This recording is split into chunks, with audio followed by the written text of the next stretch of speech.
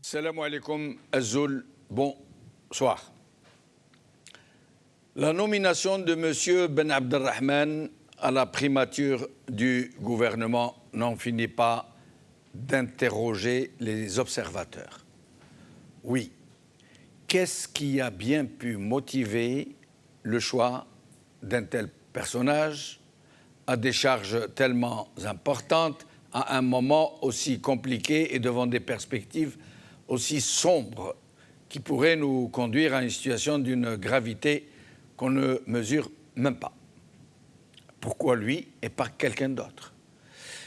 Pourquoi ne pas avoir choisi une personnalité un tant soit peu connue et surtout consensuelle, qui pourrait rassembler les énergies, convaincre les Algériens de se préparer ensemble au tsunami économique qui va déferler sur leur vie? Qui a pesé pour un tel choix? Pourquoi avoir opté pour un personnage aussi effacé, aussi incolore, qui n'a jamais provoqué la moindre petite vaguelette, malgré les fonctions très sensibles qu'il a occupées?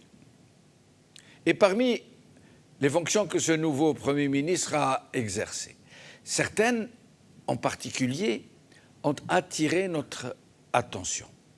Des fonctions censées être centrales dans la lutte contre la corruption, le détournement des fonds publics et la violation du Code des marchés publics. Il a entamé sa carrière, M. Ben Abdelrahman, avec le poste d'inspecteur à l'inspection générale des finances, s'il vous plaît, à l'âge de 25 ans, en 1991. 25 ans, inspecteur à l'inspection générale des finances. À partir de 2001 et jusqu'en 2010, il est bombardé par la suite directeur adjoint du contrôle dans la même inspection générale des finances.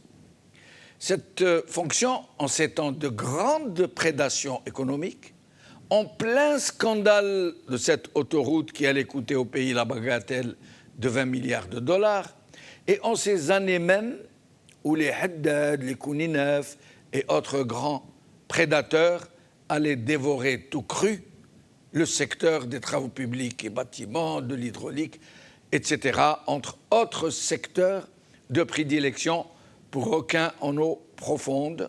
Toutes ces prédations et bien d'autres se trouvaient dans les premières prérogatives de cette fonction qu'exerçait M. Ayman Ben Abdelrahman, censé repérer et signaler ces agissements et contribuer à les contraindre, à les neutraliser, à les éradiquer. Or, ce passage de sa carrière est resté très lisse et n'a connu aucune perturbation, aucun fait d'armes, aucune affaire qui aurait pu défrayer la chronique. Rien, pas un pli. Alors qu'un haut responsable de l'IGF, en ces temps de rapine systémique et de dévastation systématique du bien public, aurait dû provoquer plusieurs grosses enquêtes.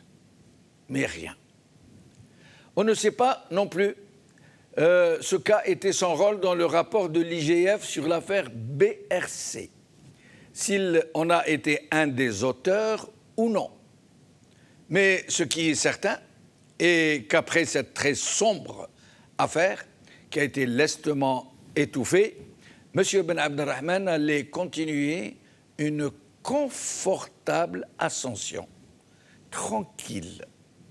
Il est vrai qu'il n'aurait rien pu empêcher de toute façon, pour qui connaît le système, dans un système inféodé à une véritable mafiocratie, et qui aurait certainement brisé sa carrière s'il s'était avisé d'émettre la moindre petite protestation.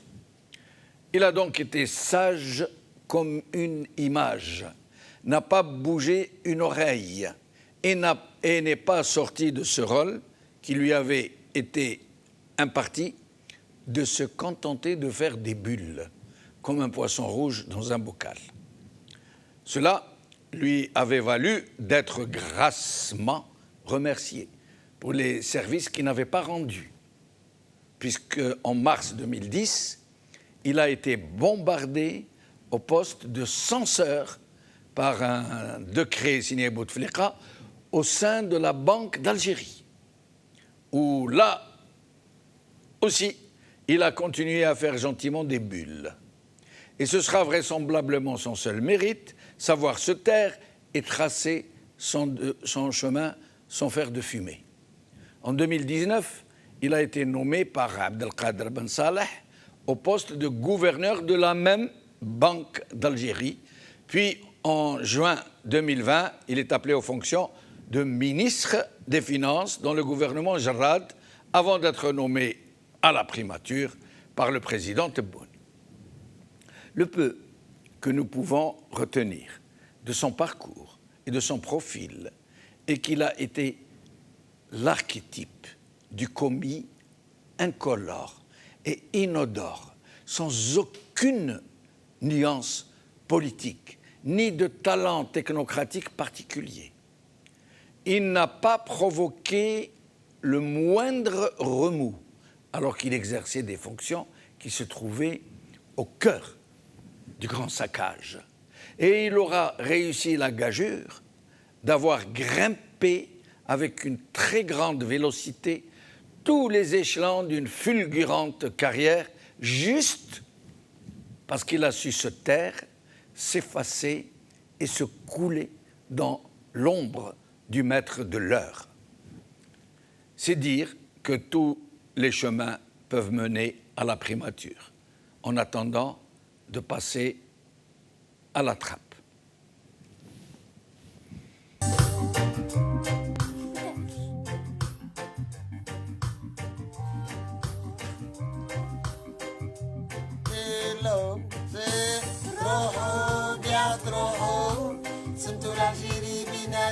خليك الشعب تروحوا ما لا تروحوا ولا تتحاسبوا انتم اولادكم ايه تروحوا قاعد تروحوا سمتوا العشيري بيناتكم خليك الشعب تروحوا ما لا تروحوا ولا تتحاسبوا انتم اولادكم ايه 260 حكمونا البوندية غير السراقين هما ولادهم لا من لا دين عفسوا الشهداء والمجاهدين يا يما 62 الشعب اللي كان سبعة ولا مسكين عذبتوه وين الارباوين او جناكم يا الخداعين ايه تروحوا قاعد تروحوا سمتوا العشيري بيناتكم خليك الشعب تروحوا ما لا تروحوا ولا تتحاسبوا انتم اولادكم ايه تروحوا